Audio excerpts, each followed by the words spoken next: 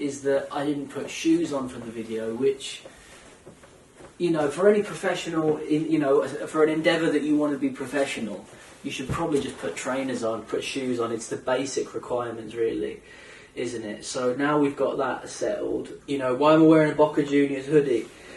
Just because I like it, I like Boca Juniors. I thought it was a sort of nice. I thought it was a nice hoodie. Boca está feliz, it says on it. So I'm also demonstrating, if anyone wants to get involved with this highly lucrative YouTube venture that, that I've got going on this channel, if anyone wants to sponsor me, I'm showing that I can demonstrate your brand. So that's that explained. Also, you might be asking, why do I have a framed picture of Burt Reynolds in a fur coat down here? And the question I would ask straight back to you at home is, why don't you have a picture of Burt Reynolds in a fur coat around the house? You know?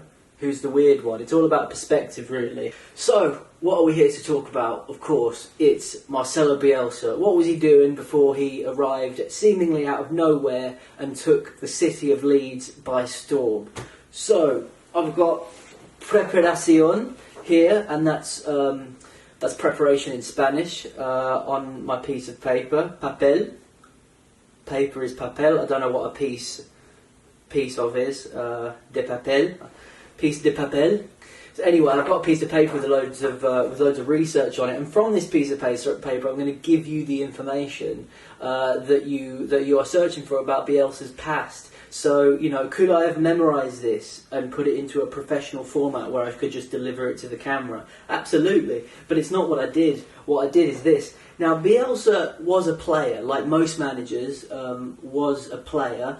However, Bielsa's career only lasted 5 years. It began in 1975, and as your maths will attest to, it finished in 1980, only lasting 5 years. I don't know whether it was from injury. I haven't, quite frankly, researched that. All I've researched is, how long his playing career lasted, and it was 5 years. So, Bielsa, does he waste any time? No, he doesn't. He doesn't waste any time. He gets straight into his coaching career. Bang. Newell's Old Boys youth coach. So in his playing career, he played for 3 clubs.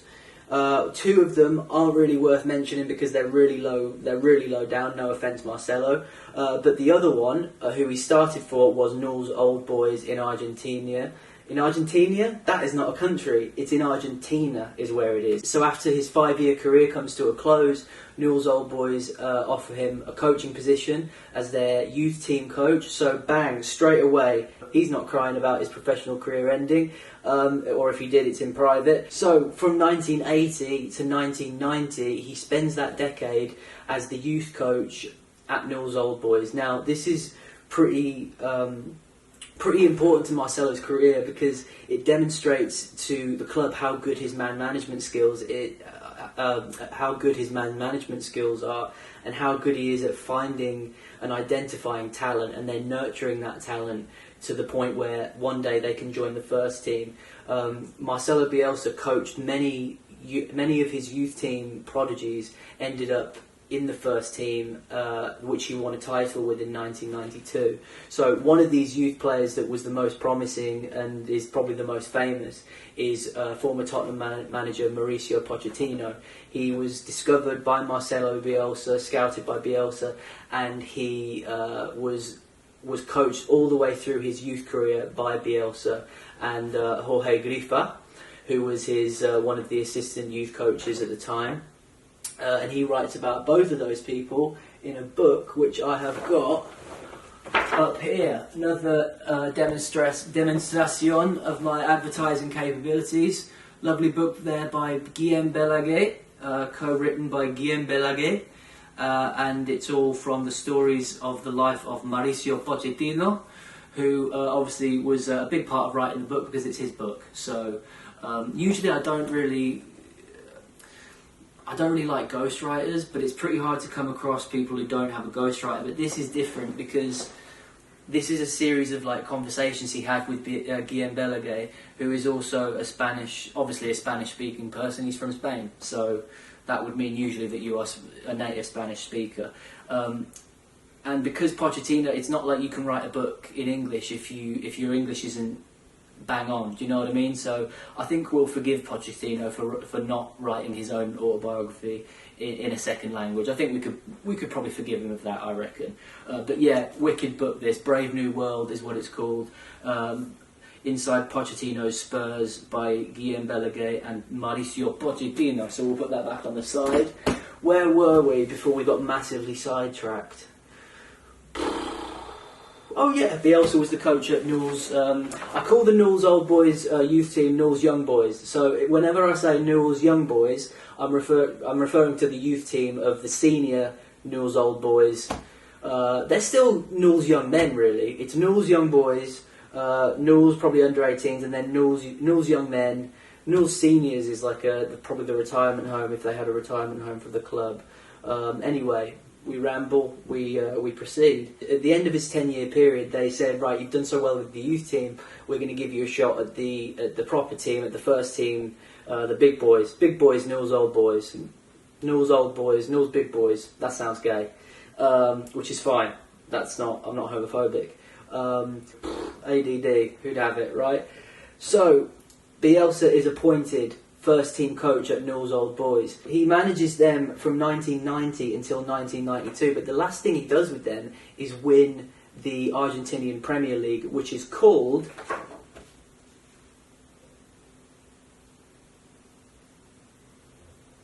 Primera División.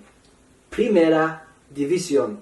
So, Primera Division, he wins the Primera Division, the Argentinian Premier League, with Newell's Old Boys, and then doesn't have a job there anymore. So I can only assume that this was because he went on to bigger and better things, but it wasn't, because no offence to the next two clubs he was at, but he spent from 93 to 95, he was at Atlas, which is a team in the Mexican Premier League, and from 95 to 96, he spends that time managing America, which are also in the Mexican League. Now, no offence to those clubs, because they're good clubs, but I would say the Argentinian Premier League is a little bit better at that point anyway than the Mexican Premier League, but maybe I'm biased because I'm a big fan of Argentinian football.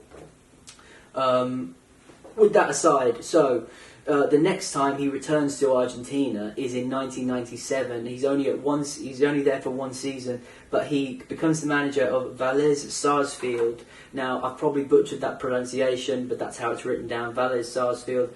And Vélez Sarsfield were the team that had, for a certain period of time, Jose Luis Chilavert, who is one of my favourite goalkeepers of all time, one of my favourite footballers of all time in terms of just pure entertainment. But also in terms of talent as well, because if you have a look at some of these goals that I'm about to show you right now, which I have no right to because I don't know any of this footage, but have a look at some of these goals that prove how entertaining Jose Luis Chilavert was, not just as a goalkeeper, but as an outfield player as well. Have a look at this. Allí acomoda Chilavert. Para este Vélez 1, Boca 1, va Chilavert.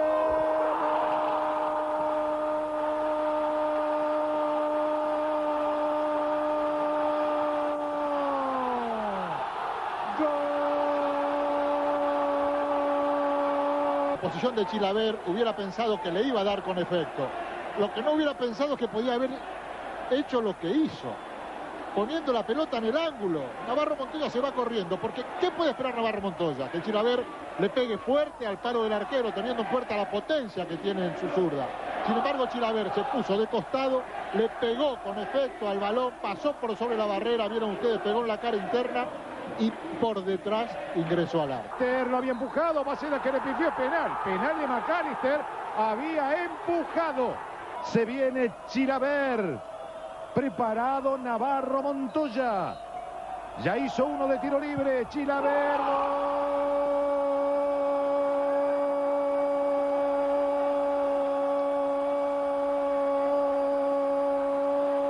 gol de Vélez, otra vez, ahora de penal, José Luis Félix Chilavert, el arquero de Vélez, hizo 2 goles para su equipo. Vélez, cuando se está terminando el primer tiempo.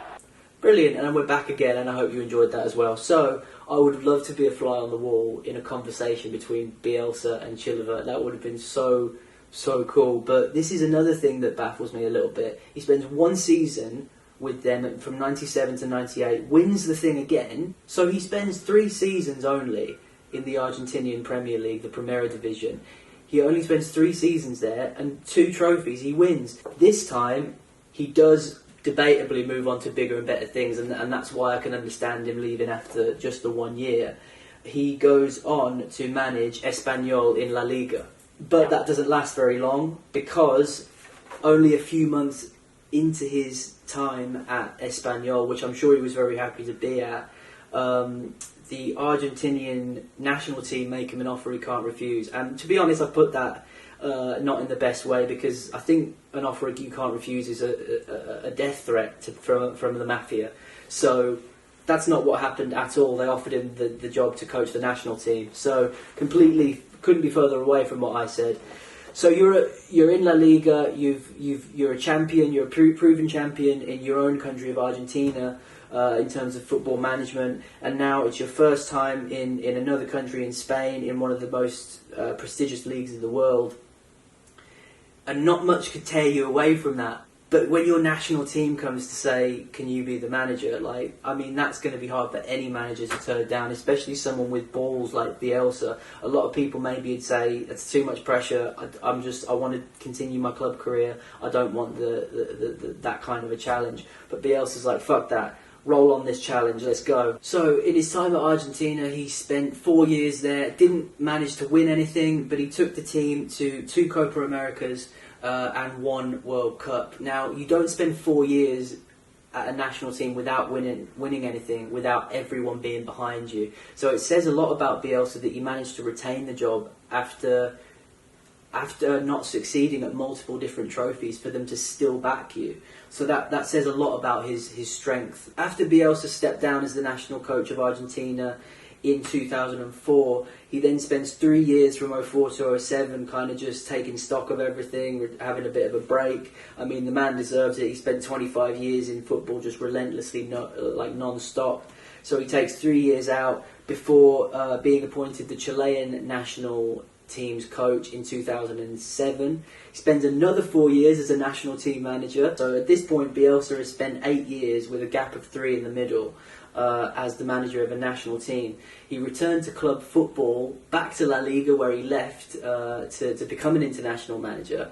He's back in La Liga and he's managing Atletico Bilbao, and that was from 2011 to 2013. And this is my problem with his club career, is I don't think he was given long enough at any of the clubs he's been at. Let me just read you the last few clubs he's been at before Leeds United. Atletico Bilbao from 2011 to 2013. 2014 to 15, he spends 1 season at Marseille.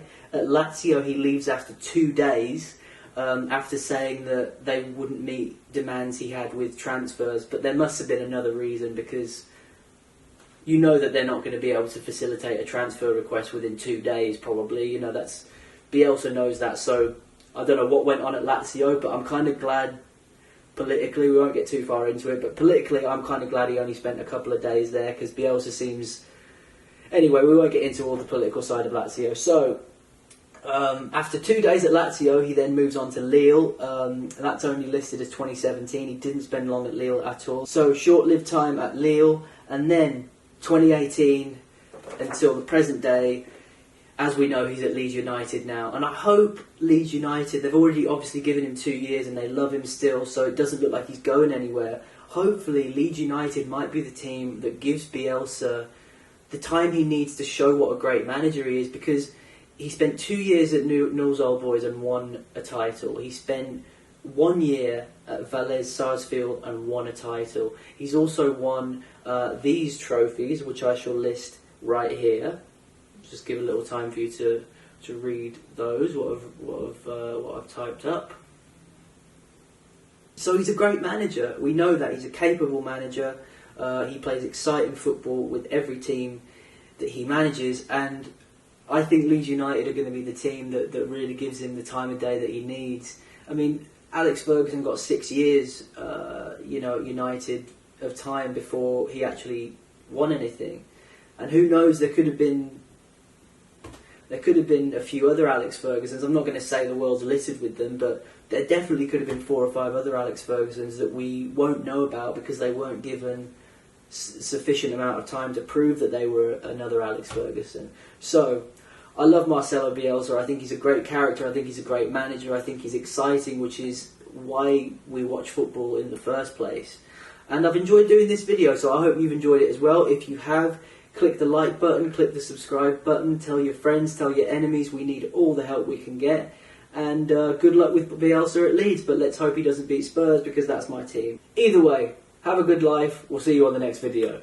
Y cuando Boca sigue con 10 jugadores, Vélez 3, Boca 1, Vélez el único puntero del campeonato. Allí hay mucho lío detrás del arco que defiende Chilavert. Se mete en el campo de juego el juez de línea Ernesto Tairi para advertirlo a Javier Castrilli. Se cayó el alambrado, Marcelo, El detrás del arco. alambrado en la parte superior detrás del arco de Chilavert ha sido destruido.